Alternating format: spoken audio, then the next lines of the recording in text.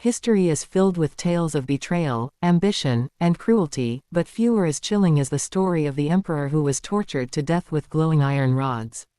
His crime: ruling an empire that greedy and envious conspirators sought to control for themselves. His enemies, driven by an insatiable hunger for power, devised a brutal punishment that would not only kill him but also serve as a gruesome spectacle, a warning to any who dared to stand in their way. This was not just an execution, it was an act of sheer barbarism, a slow and deliberate display of suffering. The burning iron rods, pressed against his flesh, symbolized the fiery greed that consumed his enemies, the very flames of ambition that ultimately led to their own downfall. The emperor was once a celebrated leader, ascending to the throne through a mix of political cunning, strategic marriages, and military victories. His rule was marked by prosperity, yet also by division. As he solidified his power, making bold reforms and suppressing rebellion, his enemies multiplied. These were not foreign invaders, but members of his own court, trusted advisors, powerful nobles, and even members of his own family. At first, the opposition was subtle. Whispers of discontent circulated in dark corridors, alliances were formed in secret chambers, and gold changed hands to fund an insurrection. These men, blinded by greed, saw the emperor not as a protector of the empire, but as an obstacle standing in the way of their ambitions. The emperor, though aware of some plots, underestimated the extent of the treachery around him. He believed in loyalty, convinced that his achievements would solidify his rule. But power breeds envy, and soon, the conspirators would strike. One fateful night, the emperor was lured into a false sense of security.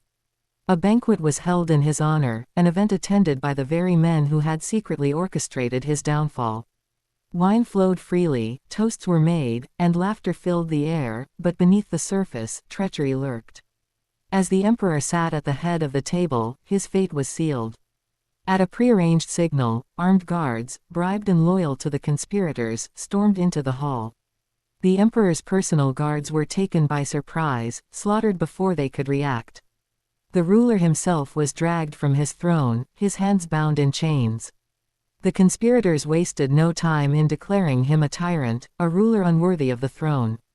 They fabricated accusations of corruption, cruelty, and betrayal, ironic, given their own intentions. A mock trial was held, a mere formality, for his fate had already been decided. But execution by the sword or the noose was too swift, too merciful. No, his enemies wanted something far more agonizing. They wanted him to suffer. The emperor was stripped of his royal garments and paraded through the streets as a prisoner. The very citizens who had once cheered for him now watched in horrified silence, too afraid to intervene. He was dragged to a dimly lit chamber deep within the palace, where his tormentors awaited.